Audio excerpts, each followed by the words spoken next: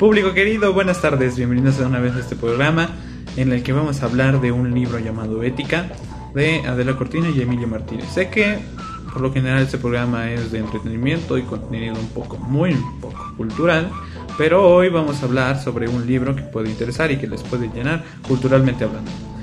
Vamos a hablar sobre el tercer capítulo y mis compañeras y yo tenemos un reportaje preparado. Disfruten el de Nietzsche que lo está haciendo mi compañera Areli. Vamos con Areli. Antes de la era del lenguaje, yo voy a presentar la ética de Nietzsche. El problema fundamental que él aborda es el resolver el problema del valor, en la determinación de la jerarquía de los valores, en dilucidar lo que vale una moral y para qué es valioso.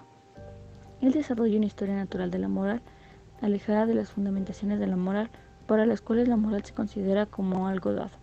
Con este propio enfoque permite tener una visión más amplia de los hechos morales y de los auténticos problemas de la moral. Hay tres tipos de moral para él, que es la premoral, moral y extramoral. En el tiempo en que Nietzsche presenta esta moral, se tomaba solo en cuenta la moral socrática y la judeocristiana, que es una moral de esclavos alimentada por instinto de rebaño, de pobres sufrientes mediocres frente a los independientes y excepcionales. Él rechaza y se aleja de todos los modelos de moral y disuelve el fenómeno de la intencionalidad práctica en los procesos físico-químicos, aunque no negó la realidad de las acciones humanas, encontrando su última base en la estructura instintiva. Él dice, no existen fenómenos morales, sino solo una interpretación moral de los fenómenos.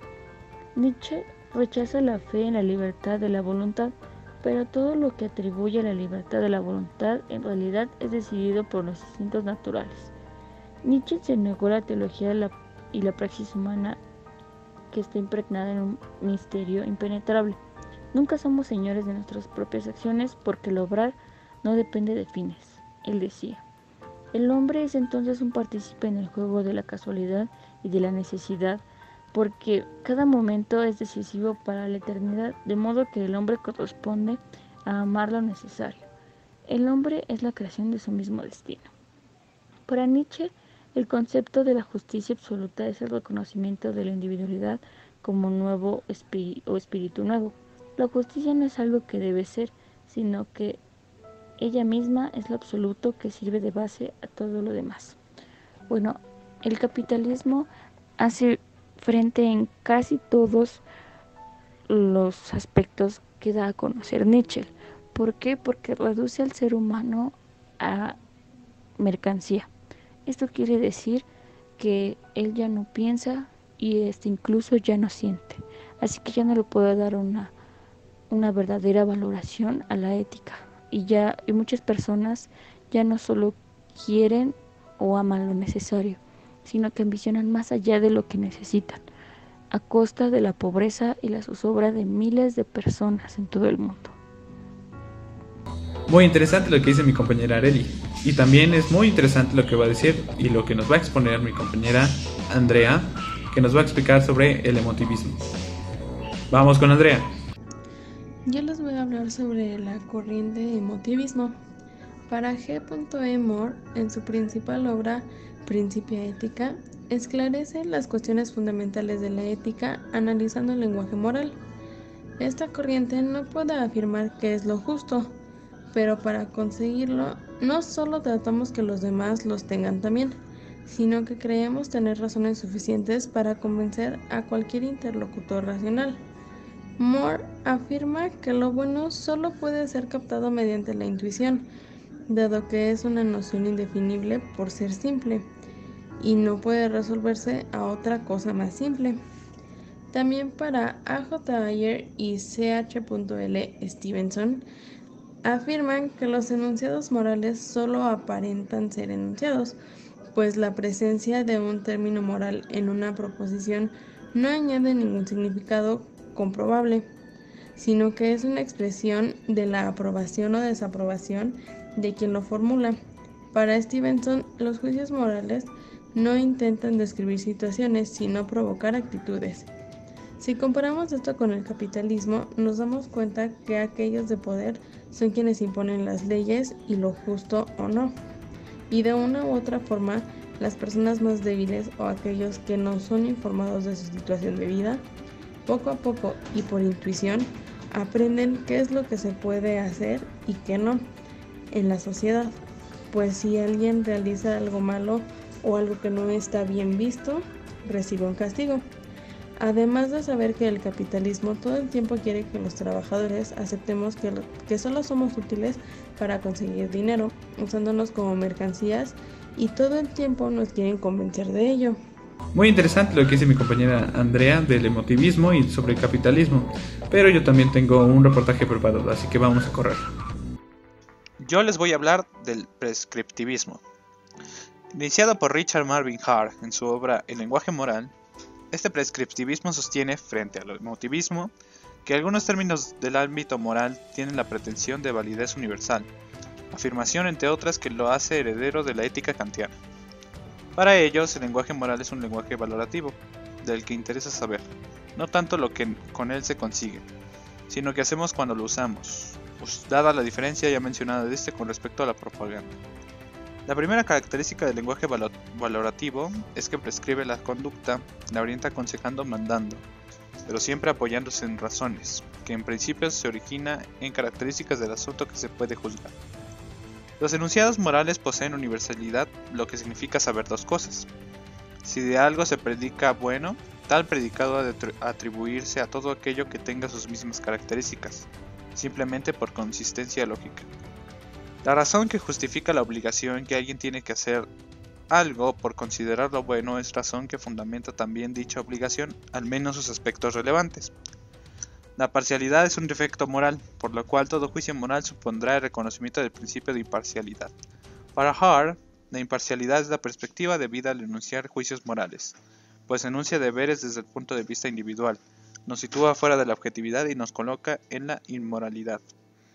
Si lo vemos desde el punto de vista capitalista, no se toma en cuenta el principio de la imparcialidad, porque su moral es parcial hacia los capitalistas, y solo buscan su propio beneficio. Ahora que ya vimos todo esto, vamos a estar preparando un show de entretenimiento acerca de las estrellas, chismes.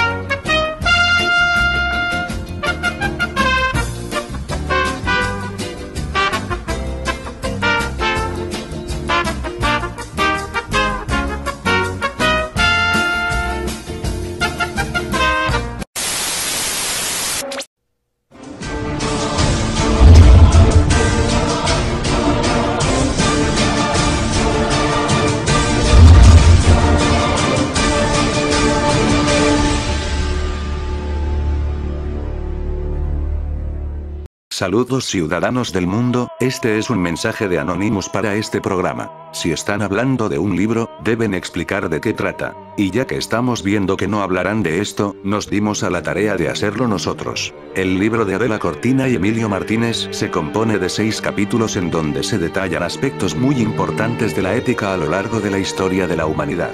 Retoman muchas posturas que están expuestas en libros de filósofos muy importantes, además de que exponen opciones de cómo aplicarla a la realidad. En el primer capítulo llamado El ámbito de la filosofía práctica se exponen los puntos básicos de la ética, primero exponen los 3 saberes aristotélicos.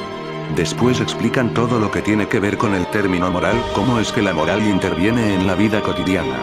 Seguido de eso se expone el término de ética, las funciones y los métodos de esta, también se explica lo que es la metaética. En el segundo capítulo titulado ¿En qué consiste lo moral?, se muestran las diferentes concepciones de la moralidad como son el eudemonismo, el hedonismo, el utilitarismo, el estoicismo, las éticas dialógicas y el comunitarismo. Además de que se hace el contraste de la moralidad con algunos ámbitos como lo son el derecho, la religión, las normas en el trato social y las normas de tipo técnico. En el tercer capítulo llamado Breve Historia de la Ética se exponen las diversas teorías éticas. Comenzando por las teorías éticas del ser, que son las expuestas por Sócrates, Platón y Aristóteles. Después se exponen las teorías del período helenístico, que son el epicureísmo y el estoicismo. Seguido de eso, se muestran las éticas medievales que se basaban en la religión, que son las expuestas por Agustín de Tagaste y por Tomás de Aquino. Después se exponen las teorías más complicadas que son de la era de la conciencia, que son el sentimiento moral de Hume, el formalismo de Kant, la ética material de los valores, el utilitarismo, las éticas del movimiento socialista como lo son el socialismo utópico, el anarquismo y el marxismo. Y finalmente se exponen las teorías de la era del lenguaje, como son la expuesta por Nietzsche, el emotivismo, el prescriptivismo, el formalismo dialógico o las éticas procedimentales en las que se encuentra la ética del discurso que se divide en 3 puntos. En el cuarto denominado como las clasificaciones éticas, se exponen las clasificaciones como estructuras lógicas de la acción moral. Se muestra diferentes éticas como son las naturales y las no naturales, las cognitivas y las no cognitivas, las móviles y las de fines, de bienes y de fines, las materiales y las formales, las sustancialistas y las procedimentales, las teológicas y las deontológicas, las de la intención y de la responsabilidad, las de máximos y mínimos. En el quinto capítulo titulado Argumentación moral y fundamentación ética se expone el lenguaje moral, las estrategias de argumentación moral, lo que fundamentar lo moral nos aleja del fundamentalismo. Después se muestran las posiciones de rechazo a la fundamentación como son el cientificismo, el racionalismo crítico, el pensamiento posmoderno, el etnocentrismo ético. Y finalmente se muestra la dificultad de fundamentar racionalmente una moral universal.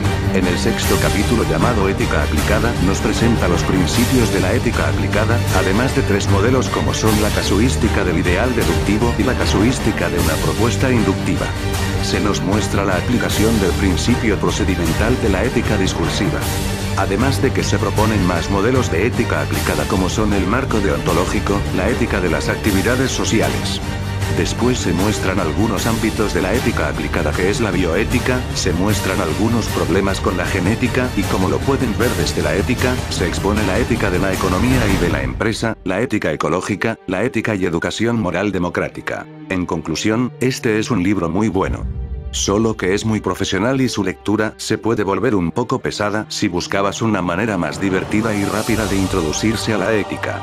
Pero consideramos que si se lee de manera más profesional, por ejemplo, en clases, para realizar una reflexión, etc. este libro es una muy buena opción, porque está diseñado para que se lea de esa manera. Somos Anonymous.